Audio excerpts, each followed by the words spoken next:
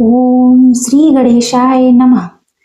मैं आप सभी का आपके अपने चैनल अनाथ धारा में बहुत बहुत स्वागत करती हूँ।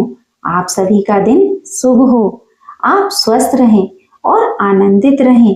भगवान गणेश जी की कृपा सदा आप पर बनी रहे। आज आप सुनेंगे पौष मास महात्म का अध्याय 6।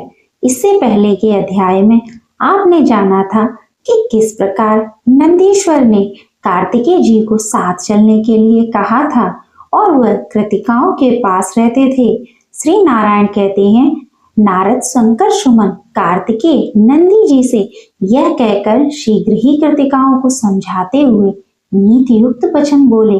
कार्तिकेय जी ने कहा, माताओं, मैं देव समुदाय, बंधु वर्ग तथा माता को देखना चाहता हूँ, अतः शंकर जी के निवास स्थान पर जाऊंगा। इसके लिए आप लोग मुझे आज्ञा प्रदान करें। सारा जगत सुखदायक, जन्म कर्म संयोग वियोग सभी देव के अधीन है। देव से बढ़कर दूसरा कोई बल नहीं है। वह देव श्री कृष्ण के बस में रहने वाला है, क्योंकि वे देव से परे हैं। इसलिए संत लोग उन ऐश्वर्यशाली परमात्मा का निरंतर भजन करते हैं। अविनाशी श्री कृष्ण अपनी लीला से देव को बढ़ाने और घटाने में समर्थ हैं। उनका भक्त देव के वशीभूत नहीं होता, ऐसा निर्णित है। इसलिए आप लोग उस सुखदायक मोह का परित्याग कीजिए और जो सुखदायक मोक्षप्रद सार सर्वस्व जन्म मृत्यु के भय के विनाश करता, परमानंद के जनक और मोहजाल के उच्छेदक हैं, तथा ब्रह्मा विष्णु और शिव आदि सभी देवगण जिनका निरंतर भजन करते हैं, उन गोविंद की भक्ति कीजिए। इस भवसागर में मैं आप लोगों का कौन हूँ और आप लोग मेरी कौन है? संसार प्रभा का वह सारा कर्म फेन की भांति पूजीभूत हो गया है। वस्तुतः कोई किसी का नहीं है। संयोग अथवा वियोग यह सब ईश्वर की इच्छा से ही होता है। ऐसा कहकर ऐश्वर्यशाली कार्तिकेय ने उन कृतिकाओं को नमस्कार किया और फिर मन ही मन श्री हरि का स्मरण करते हुए शंकर जी के पार्षदों के साथ यात्रा के लिए प्रस्थान किया। इसी बीच उन्होंने वहां एक उत्तम रथ को देखा। वह बहुमूल्य रत्नों का बना हुआ था, जिसे विश्वकर्मा ने भली भांति निर्माण किया था। उससे स्थान स्थान पर मणियां और हीरे जड़े हुए थे, जिससे उसकी शोभा अपूर्व थी। परिजात पुष्पों की मालावली से वह सुशोभित था। मणियों के दर्पण तथा श्वेत चबरों से वह अत्यंत उद्घर्षित हो रहा था। उसका वेग मन के समान था और श्रेष्ठ पार्षद उसे घेरे हुए थे। उस रथ को पार्वती ने भेजा था। उस रथ पर कार्तिकेय को चढ़ते देखकर कृतिकाओं का हृदय दुख से फटा जा रहा था। उनके केस खुल गए थे और पुत्र शोक से व्याकुल थीं। सहसा चेतना प्राप्त होने पर अपने सामने स्कंद को देखकर वे अत्यंत शोक के कारण ठगी सी रह गईं। फिर वही भयवश उन्मत्त की बातें करने लगी। कृतिकाओं ने कहा, हाय, अब सब लोग क्या करें, कहाँ चले जाएं? बेटा, हमारे आश्रय तो तुम ही हो। इस समय तुम हम लोगों को छोड़कर कहाँ जा रहे हो? यह तुम्हारे लिए धर्म संगत बात नहीं है। हम लोगों ने बड़े स्नेह से तुम्हें पाला और पोसा है, अतः तुम धर्म अनुसार हमारे पुत्र हो। भला उपयुक्त पुत्र मात्र वर्गों का परित्याग कर दे, यह भी कोई धर्म है? यूं कहकर सभी कृतिकाओं ने कार्तिकेय को छाती से लगा लिया और पुत्र वियोग जन्य दारुण दुख के कारण वे मूर्छित हो गई। मुनि, इसके बाद कार्तिकेय ने आध्यात्मिक वचनों द्वारा उन्हें समझाया और फिर उनके तथा पार्षदों के साथ वे उस रथ पर सवार हुए। मुनि, यात्रा काल में उन्होंने अपने सामने गजराज घोड़ा, भरा हुआ स्वर्ण कलश, अनेक प्रकार के पके हुए फल, पति पुत्र से युक्त स्त्री, प्रदीप, मोतियों, पुष्प माला, इन मांगलिक वस्तुओं को वाम भाग में श्रृंगार नकुल, कुंभ और शुभदायक शब को तथा दक्षिण भाग में राजहंस, मयूर, सुक, कोकिल, कबूतर, कृष्ण सागर, मृग, सुरभ, धेनु और सुबपका को देखा। उस समय नाना प्रकार के बाजों की मंगल ध्वनियां सुनाई पड़ने लगी। हरि कीर्तन तथा घंटा और शंख का शब्द होने लगा। इस प्रकार मंगल सपनों को देखते और सुनते हुए कार्तिकेय जी आनंद पूर्वक उस मन के समान वेगशाली रथ के द्वारा क्षण मात्र में ही पिता के मंदिर जा पहुंचे। वहां कैलाश पर पहुंचे वे अविनाशी वट वृक्ष के नीचे कृतिकाओं तथा श्रेष्ठ पार्षदों के साथ कुछ देर के लिए ठहर गए। उस नगर के राजमार्ग बड़े मनोहर थे। उन पर चारों ओर पद्मराज और इंद्रमणियों जड़ी हुई थी। समूह के समूह केले के खंभे गड़े थे, जिन पर रेशमी सूत में गुथे हुए चंदन के बल्बों के बंदरबान लटक रहे थे। वह पूर्ण कुंभों से सुशोभित था। उस पर चंदन मिश्रित जल का छिड़काव किया गया था। असंख्य रत्न प्रदीपों तथा मणियों से उसकी विशेष शोभा हो रही थी। वह सदा उत्सवों से व्याप्त, हाथों में धूप और पुष्प लिए हुए बंदियों और ब्राह्मणों से युक्त तथा पति पुत्रवती साध्वी नारियों से समन्वित तथा समस्त मंगल कार्य करके पार्वती देवी, लक्ष्मी, सरस्वती, दुर्गा, सावित्री, तुलसी, रति, अरुंधति, अहिल्या, दति, सुंदरी तारा, अदिति, त्रिशूपा, शशि, संध्या, रोहिणी, अनसुईया, स्वाहा, संज्ञा, वरुण पत्नी, आकृति, प्रसूति, देवदूती, मेनका, एक रंग तथा एक प्रकृत वाली मैनाक पत्नी वसुंधरा और मनसा देवी को आगे करके वहां आई। इसके बाद देवगण, मुनि समुदाय, पर्वत, गंधर्व तथा किन्नर सब के सब आनंद मग्न होकर कुमार के स्वागत में आए। महेश्वर भी नाना प्रकार की बाजों, रुद्रगणों, पार्षदों, भैरवों तथा क्षेत्रपालों के साथ वहां पधारे। इसके बाद शक्तिधारी कार्तिकेय पार्वती को निकट देखकर हर्ष गदगद हो गए।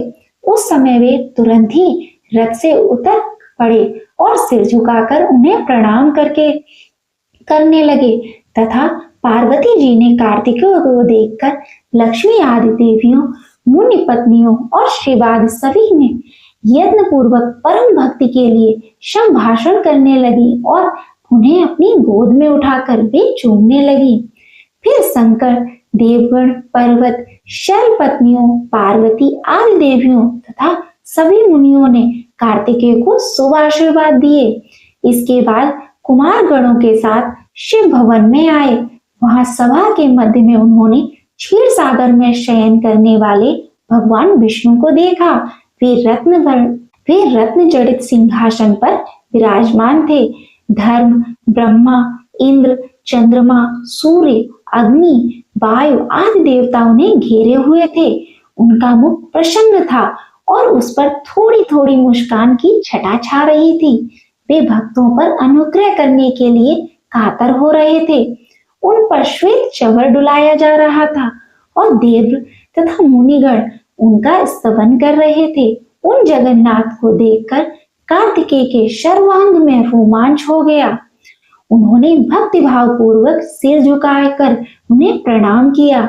इसके बाद ब्रह्मा, धर्म देवताओं और हर्षित मुनियों में प्रत्येक को प्रणाम किया और उनका शुभ आशीर्वाद पाया। फिर बारी बारी से सबके कुशल समाचार पूछकर वे एक रत्न सिंहासन पर बैठ गए। उस समय पार्वती सहित शंकर ने ब्राह्मणों को बहुत सा दान में दिया। श्री नारायण कहते हैं, नारद तदंतर जगदीश्वर विष्णु ने प्रसन्न मन से शुभ मूर्ति निश्चय करके कार्तिकेय को एक रमणीय रत्न सिंहासन पर बिठाया और कौतुकवश नाना प्रकार के झांझ, मजीरा तथा यंत्र में बाजे बजाए। फिर अमूल्य रत्नों के बने हुए सैकड़ों घड़ों से, जो वेद मंत्रों द्वारा अभिषिक्त तथा संपूर्ण तीर्थों के जल से परिपूर्ण थे, कार्तिकेय को प्रसन्न मन से स्नान कराया। इसके बाद कार्तिकेय को एक बहुमूल्य रत्नों द्वारा निर्मित किरीट, 2 मांगलिक बाजूबंद, अमूल्य रत्नों के बने हुए बहुत से आभूषण, अग्नि में तपाकर शुद्ध किए हुए 2 दिव्य वस्त्र, क्षीर सागर से उत्पन्न हुई कौस्तुभ मणि और वनमाला दी। ब्रह्मा ने यज्ञ सूत्र, वेद, वेद माता, गायत्री, संध्या मंत्र, कृष्ण मंत्र, श्री हरि का स्रोत और कवच, कमंडल, ब्रह्मास्त्र तथा शत्रु विनाशिनी विद्या प्रदान की। धर्म ने दिव्य धर्म, बुद्धि और समस्त जीवों पर दया समर्पित की। शिव ने परम उत्कृष्ट मृत्युंजय ज्ञान, संपूर्ण शास्त्रों का ज्ञान, निरंतर सुख प्रदान करने वाला परम मनोहर तत्व ज्ञान और योग तत्व सिद्ध तत्व परम दुर्लभ ब्रह्म ज्ञान, त्रिशूल, पिनाक, फरसा, शक्ति, पाशुपत, अस्त्र, धनुष और संहार के ज्ञान सहित संहार अस्त्र अर्पित किए। इसी प्रकार अन्य देवताओं ने भी उन्हें अपनी अपनी शक्तियां, अस्त्र शस्त्र, शुभ आशीर्वाद प्रदान किए। इसके बाद कुमार का अभिषेक करके सभी देवगण, मुनिगण और गंधर्व जगदीश्वरों को प्रणाम करके अपने अपने घर को चले गए। नारद इसके बाद शंकर ने नारायण, ब्रह्मा और धर्म की स्तुति की और फिर धर्म को आलिंगन करके परम प्रिय श्रीहर को मस्तक झुकाया। इसके बाद शंकर द्वारा समर्पित होकर शैलराज हिमालय गणों सहित प्रेम पूर्वक वहां से विदा हो गए। इस प्रकार जो जो लोग वहां आए थे वे सभी आनंद पूर्वक प्रस्थान कर गए। तब महेश्वर देवी पार्वती के साथ बड़े आनंद से वहां रहने लगे। कुछ समय बीतने के बाद शंकर जी ने पुनः उन सभी देवताओं को बुलाकर विवाह विधि के अनुसार पुष्टि को महात्मा गणेश के हाथों समर्पित कर दिया। इस प्रकार दोनों पुत्रों तथा गणों के साथ रहती हुई पार्वती का मन बड़ा प्रसन्न था।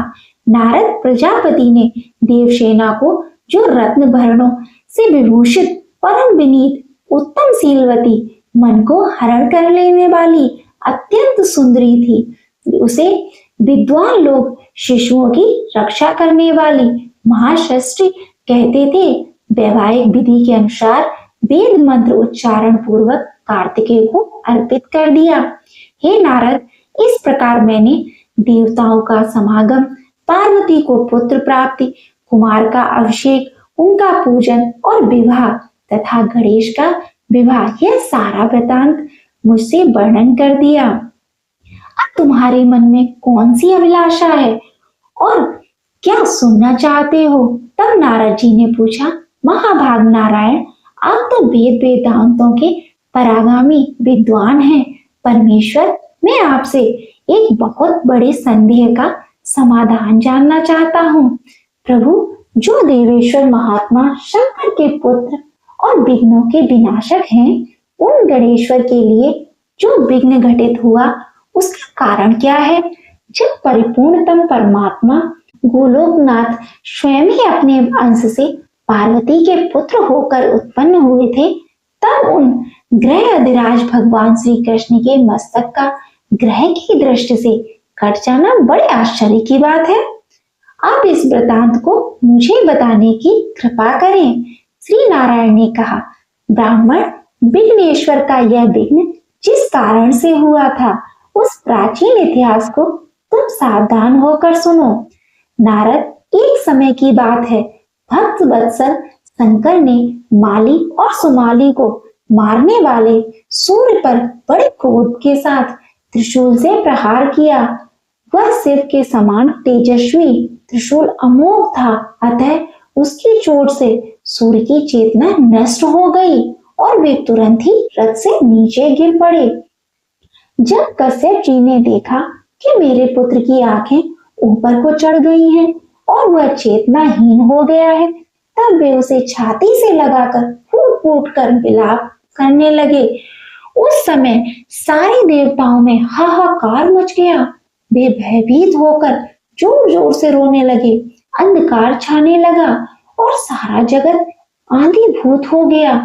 तब ब्रह्मा के पौत्र तपस्वी कश्यप जी ने, जो ब्रह्म तेज से प्रज्वलित हो रहे थे, अपने पुत्र को प्रभावहीन देखकर शिव जी को श्राप दे दिया और बोले, जिस प्रकार आज तुम्हारे त्रिशूल से मेरे पुत्र का वक्षस्थल विहीन हो गया है, उसी तरह तुम्हारे पुत्र का मस्तक कट जाएगा। शिव जी आशुतोष तो है ही, अतः क्षण मात्र में ही उनका क्रोध जाता रहा। तब उन्होंने उसी क्षण ब्रह्म ज्ञान द्वारा सूर्य को जीवित कर दिया। इसके बाद जो ब्रह्मा, विष्णु और महेश के अंश से उत्पन्न है, वे त्रिगुणात्मक भक्त वत्सल सूर्य चेतना प्राप्त करके पिता के समक्ष खड़े हो गए। फिर भक्ति पूर्वक पिता को तथा शंकर को नमस्कार किया। साथ ही पिता के द्वारा दिए गए शंभु के श्राप को जानकर वे कश्यप जी पर क्रोधित हो गए, जिससे उन्होंने अपने विषय को ग्रहण नहीं किया और क्रोधावेश में यूं कहा, ईश्वर के बिना यह सब कुछ तुच्छ, अनित्य और नश्वर है। अतः विद्वान को चाहिए कि वह मंगल कारक सत्य को छोड़कर अमंगल की इच्छा न करे। इसलिए अब मैं विषय का परित्याग करके परमेश्वर श्री कृष्ण का भजन करूंगा। यह सुनकर देवताओं ने ब्रह्मा को प्रेरित किया। तब उन प्रभु ने शीघ्रता पूर्वक वहां पधार कर सूर्य को समझाया और उन्हें इनके कार्य पर नियुक्त किया। फिर ब्रह्मा, शिव और कश्यप आनंद पूर्वक सूर्य को आशीर्वाद देकर अपने भवन को चले गए। इधर सूर्य भी अपनी राशि पर आरूढ़ हुए। इसके बाद माली और सुमाली व्याधिग्रस्त हो गए। उनके शरीर में सफेद कोढ़ हो गया, जिससे सारा अंग गल गया। शक्ति जाती रही और प्रभा नष्ट हो गई। तब स्वयं ब्रह्मा ने उन दोनों से कहा, सूर्य के प्रकोप से ही तुम दोनों हस्तप्रत हो गए हो और तुम्हारा शरीर गल गया है, अतः तुम लोग सूर्य का भजन करो। फिर ब्रह्मा उन दोनों को सूर्य का कवच, स्रोत और पूजा की सारी विधि बतलाकर ब्रह्मलोक को चले गए। मुनि इसके बाद वे दोनों पुष्कर में जाकर सूर्य का भजन करने लगे। वहां वे तीनों काल स्नान करके भक्ति पूर्वक उत्तम सूर्य मंत्र के जप में लीन हो गए। फिर समय अनुसार सूर्य से वरदान पाकर वे पुनः अपने असली रूप में आ गए। इस प्रकार मैंने यह सारा वृतांत वर्णन किया। अब और क्या सुनना चाहते हो? इसके बाद जो कुछ भी नारद जी ने नारायण भगवान से पूछा, उसका वर्णन आप अगले अध्याय में सुनेंगे। प्रिय भक्तजनों, अब आप सुनिए श्रीमद् भागवत गीता का महात्म, अध्याय 6। भगवान श्री नारायण ने कहा, हे समुखी, अब मैं छठे अध्याय का महात्म बताता हूँ, जिसे सुनने वाले मनुष्यों के लिए मुक्तिकारक लगत हो जाती है। गोदावरी नदी के तट पर प्रतिष्ठा अनुसार अर्थात पैठन नामक एक विशाल नगर है, जहां मैं पिपलेश नाम से विख्यात होकर रहता हूँ। उस नगर में जानश्रुत नामक एक राजा रहते थे, जो भूमंडल की प्रजा को अत्यंत ही प्रिय थे। उनका प्रताप मार्तंग मंडल के प्रचंड तेज के समान जान पड़ता था। प्रतिदिन होने वाले उनके यज्ञ के धुएं से नंदन वन के कल्प वृक्ष इस प्रकार काले पड़ गए थे, मानो राजा की असाधारण दानशीलता देखकर वे लज्जित हो गए हों। उनके यज्ञ में प्राप्त पुरंदास के रस स्वादन में सदा आसक्त होने के कारण देवता लोग कभी प्रतिष्ठानपुर को छोड़कर बाहर नहीं जाते थे। उनके दान के समान छोड़े हुए जल की धारा प्रताप रूपी तेज और यज्ञ के धूमों से पुष्ट होकर मेघ ठीक समय पर वर्षा करते थे। उस राजा के शासन काल में ऋतुओं अर्थात खेती में होने वाले 6 प्रकार के उपद्रव्यों के लिए कहीं थोड़ा भी स्थान नहीं मिलता था और अच्छी नीतियों का सर्वत्र प्रसार होता था। नगर से बाहर निकला, सबसे पहले उसने मुक्तिदायिनी काशी की यात्रा की, जहां जगत के स्वामी भगवान विश्वनाथ मनुष्यों को उपदेश दिया करते थे। इसके बाद वह गया क्षेत्र में पहुंचा, जहां प्रफुल्ल नेत्रों वाले भगवान गदाधर संपूर्ण लोगों का उद्धार करने के लिए निवास करते हैं। इसके बाद नाना तीर्थों में भ्रमण करता हुआ सारथी पाप नाशनी मथुरा में गया। यह भगवान श्री कृष्ण का आदि स्थान है जो परम महान तथा मोक्ष प्रदान करने वाला है। वेद और शास्त्रों में यह तीर्थ त्रिभुवनपति भगवान गोविंद के अवतार स्थान के नाम से प्रसिद्ध है। नाना देवता और ब्रह्म ऋषि उसका दर्शन करते हैं। मथुरा नगर कालिंद्री अर्थात यमुना के किनारे शोभा पाता है। उसकी आकृति अर्धचंद्र के समान प्रतीत होती है। वह सब तीर्थों के निवास से परिपूर्ण है और परम आनंद प्रदान करने वाला बड़ा ही सुंदर प्रतीत होता है। गोवर्धन पर्वत होने से मथुरा मंडल की शोभा और भी बढ़ गई है। वह पवित्र वृक्षों और लताओं से आवृत है। उसमें बाहर वन है। वह परम पुण्यमय था। सबको विश्राम देने वाली श्रुतियों के सारभूत भगवान श्री कृष्ण की आधार भूमि है। इसके बाद मथुरा से पश्चिम और उत्तर दिशा की ओर बहुत दूर तक जाने पर सारथी को कश्मीर नामक नगर दिखाई दिया, जहां शंख के समान उज्जवल गगनचुंबी महलों की पंक्तियां भगवान शंकर के आहास की शोभा पाती हैं और जहां ब्राह्मणों की शास्त्रीय आलाप सुनकर मूक मनुष्य भी सुंदर वाणी और पदों का उच्चारण करते हुए देवता के समान हो जाता है।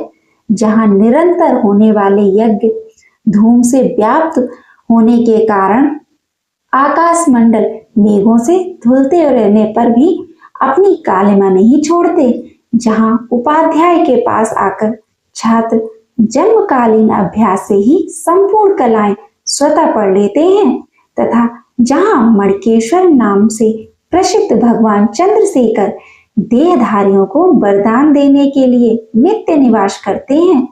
कश्मीर के राजा मणकेश्वर के दुर्विजय में समस्त राजाओं को जीतकर भगवान शिव का पूजन किया था। तभी से उनका नाम मणकेश्वर हो गया था। उन्हीं के मंदिर के दरवाजे पर महात्मा रहकर एक छोटी सी गाड़ी पर बैठे अपने अंगों को खुजलाते हुए वृक्ष की छाया का सेवन कर रहे थे। इसी अवस्था में सारथी ने उन्हें देखा। राजा के बताए हुए अलग अलग चिन्हों से उसने शीघ्र ही रैक को पहचान लिया।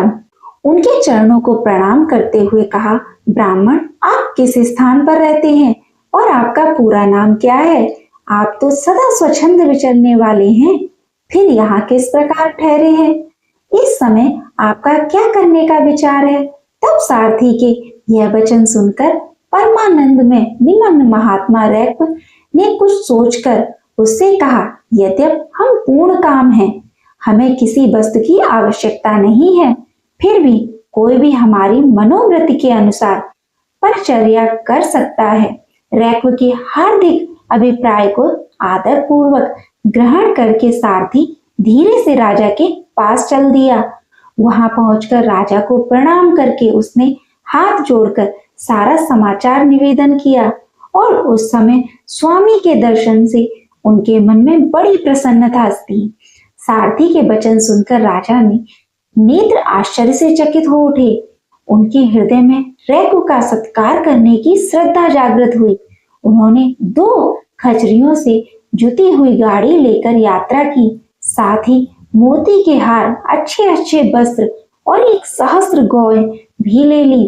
कश्मीर मंडल में महात्मा रैक जहाँ रहते थे उस स्थान पर पहुंचकर राजा ने सारी वस्तुएं उनके आगे निवेदन कर दी और पृथ्वी पर पड़कर साष्टांग प्रणाम किया। महात्मा रैक अत्यंत भक्ति के साथ चरणों में पड़े हुए राजा जानश्रुत पर कुपित हो उठे और बोले, सूत्र, तू दुष्ट राजा है, क्या तू मेरा वृतांत नहीं जानता? यह खच्चरियों से जुती हुई अपनी ऊंची गाड़ी ले जा, यह वस्त्र, यह मोतियों के हार और यह दूध देने वाली गौ भी ले जा। इस तरह आज्ञा देकर रैक ने राजा के मन में भय उत्पन्न कर दिया। तब राजा ने श्राप के भय से महात्मा रैक के दोनों चरण पकड़ लिए और भक्ति पूर्वक कहा, ब्राह्मण, मुझ पर प्रसन्न होइए। भगवान, आप में यह अद्भुत महात्मा कैसे आया? प्रसन्न होकर मुझे ठीक ठीक बताइए। तब रैक ने कहा, राजन, मैं प्रतिदिन गीता के 6 अध्याय का जप करता हूँ। इसी से मेरी तेजो राशि देवताओं के लिए भी दुर्लभ है। इसके बाद परम बुद्धिमान राजा जानश्रुत ने यत्न पूर्वक महात्मा रैक से गीता के 6 अध्याय का अभ्यास किया। इससे उन्हें मोक्ष की प्राप्ति हुई और रैक पूर्वक मोक्षदायक गीता के 6 अध्याय का जप जारी रखते हुए भगवान मणिकेश्वर के समीप आनंद मग्न होकर रहने लगे। हंस का रूप धारण करके वरदान देने के लिए आए हुए देवता भी विस्मित होकर स्वेच्छानुसार चले गए। जो मनुष्य सदा इस एक ही अध्याय का जप करता है वह भी भगवान विष्णु के स्वरूप को प्राप्त होता है। इसमें तनिक भी संदेह नहीं है। अब सुनिए श्रीमद् भागवत का अध्याय 6। श्री भगवान बोले, जो पुरुष कर्म फल का आश्रय न लेकर करने योग्य कर्म करता है वह सन्यासी तथा योगी है, और केवल अग्नि का त्याग करने वाला सन्यासी नहीं है तथा केवल क्रियाओं का त्याग करने वाला योगी नहीं है। हे अर्जुन, जिसको सन्यास ऐसा कहते हैं उसी को तू योग जान, क्योंकि संकल्पों का त्याग न करने वाला कोई भी पुरुष योगी नहीं होता। योग में आरूढ़ होने की इच्छा वाले मननशील पुरुष के लिए योग की प्राप्ति में निष्काम भाव से कर्म करना ही हेतु कहा जाता है, और योगारूढ़ हो जाने पर उस योगारूढ़ पुरुष का जो सर्व संकल्पों का अभाव है वही कल्याण में हेतु कहा जाता है।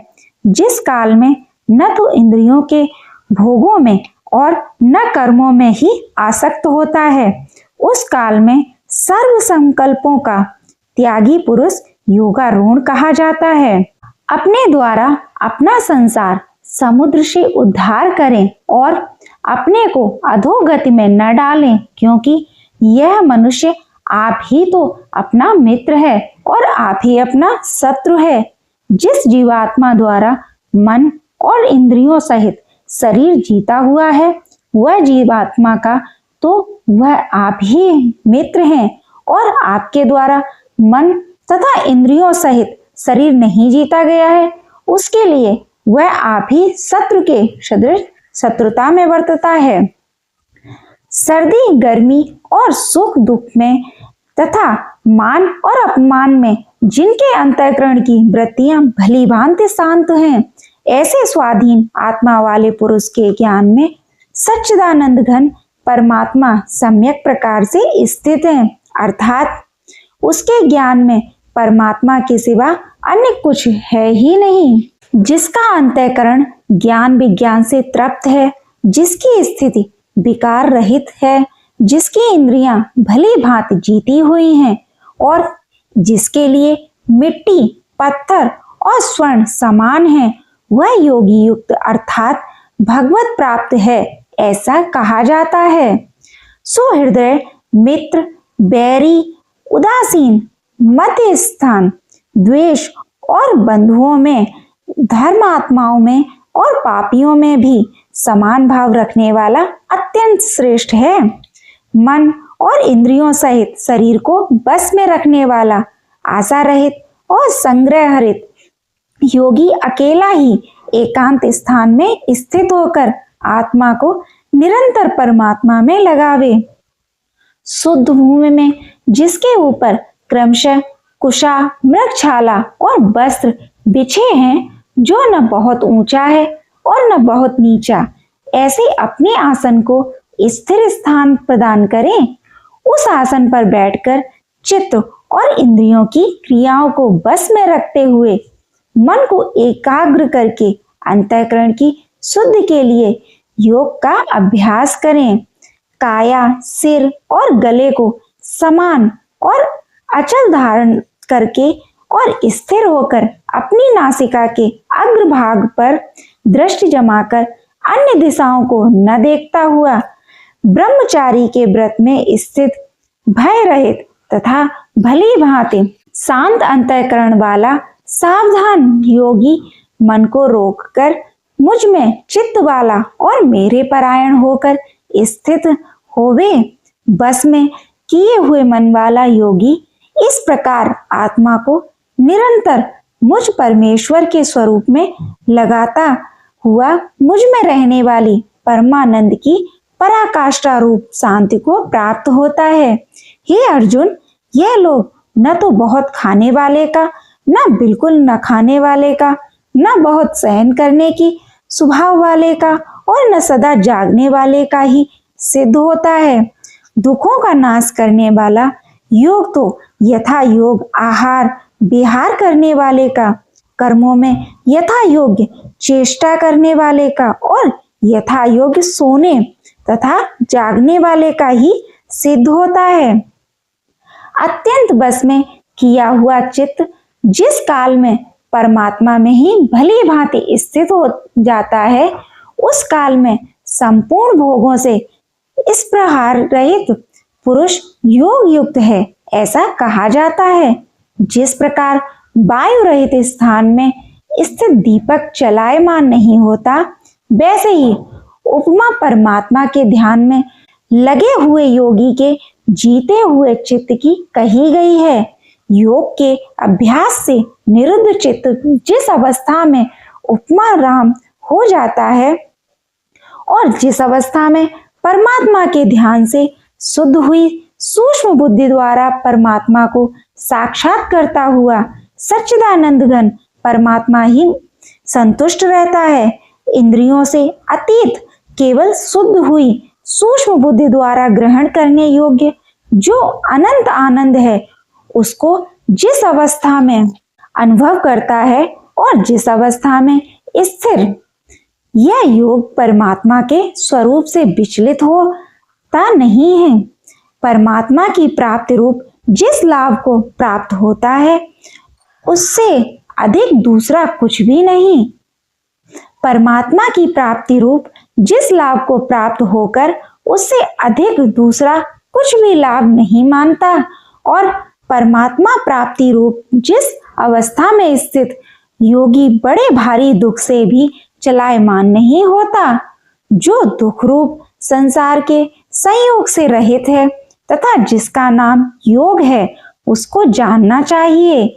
वह योग न उकताए हुए अर्थात धैर्य और उत्साह युक्त चित्त से निश्चय पूर्वक करना कर्तव्य है। संकल्प से उत्पन्न होने वाली संपूर्ण कामनाओं को विशेष रूप से त्याग कर और मन के द्वारा इंद्रियों के समुदाय को सभी ओर से भली भांति रोक कर क्रम क्रम से अभ्यास करता हुआ उपरति को प्राप्त हो तथा धैर्य युक्त बुद्धि के द्वारा मन को परमात्मा में स्थित करके परमात्मा के सिवा और कुछ भी चिंतन न करे। यह स्थिर न रहने वाला और अचल मन जिस शब्दादि विषय के निमित्त से संसार में विचरता है, उस विषय से रोककर यानी हटाकर इसे बार बार परमात्मा में ही निरुद्ध करें, क्योंकि जिसका मन भली प्रकार शांत है और जो पाप से रहित है और जिसका रजोगुण शांत हो गया है, ऐसे इस सच्चिदानंद घन ब्रह्म के साथ एक ही भाव हुए योगी को उत्तम आनंद प्राप्त होता है। वह पाप रहित योगी इस प्रकार निरंतर आत्मा को परमात्मा में लगाता हुआ सुख पूर्वक परम ब्रह्म परमात्मा की प्राप्ति रूप अनंत आनंद का अनुभव करता है। सर्वव्यापी अनंत चेतना में एक ही भाव से स्थित रूप योगी से युक्त आत्म वाला तथा सब में समभाव से देखने वाला योगी आत्मा को संपूर्ण भूतों में स्थित और संपूर्ण भूतों को आत्मा में कल्पित देखता है। जो पुरुष संपूर्ण भूतों में सबके आत्म रूप मुझ वासुदेव को ही व्यापक देखता है और संपूर्ण भूतों को मुझ वासुदेव के अंतर्गत देखता है, उसके लिए मैं अदृश्य नहीं होता और वह मेरे लिए अदृश्य नहीं होता है।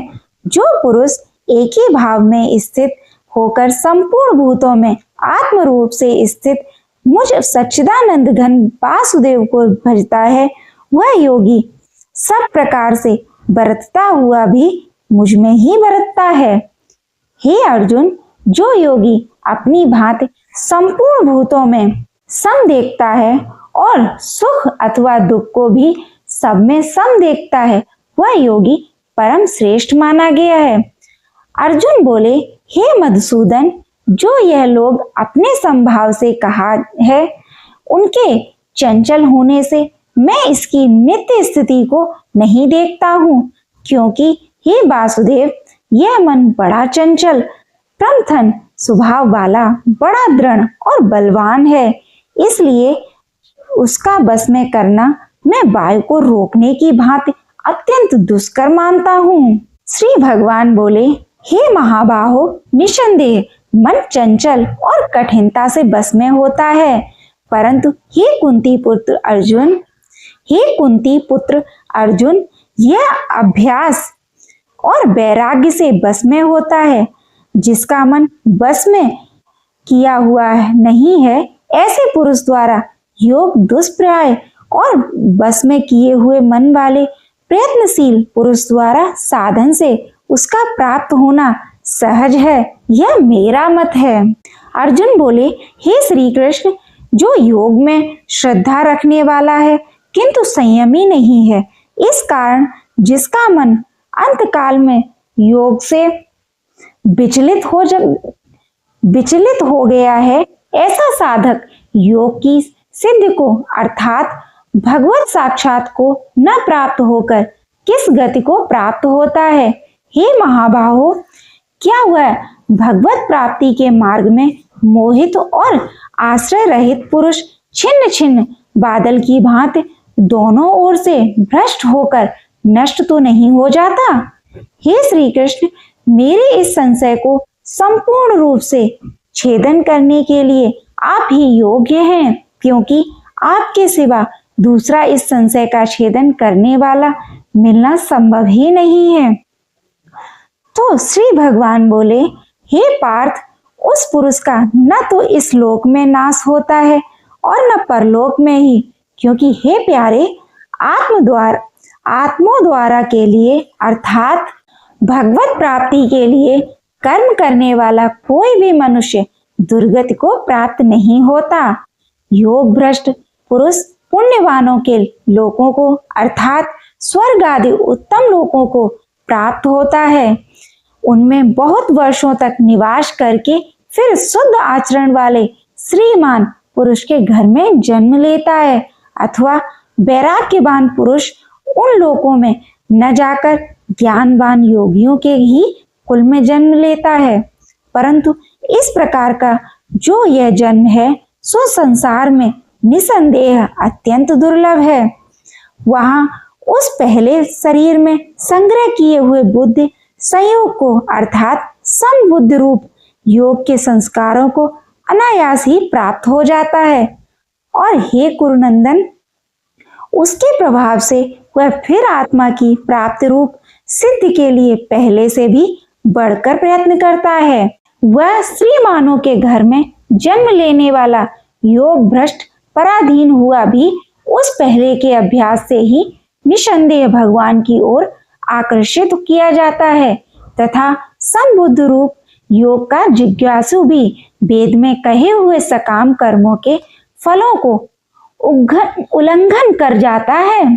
परंतु प्रयत्न पूर्वक अभ्यास करने वाला योगी तो पिछले अनेक जन्मों के संस्कार बल से इसी जन्मों में संसद्य होकर संपूर्ण पापों से रहित हो फिर तत्काल ही परम गति को प्राप्त हो जाता है।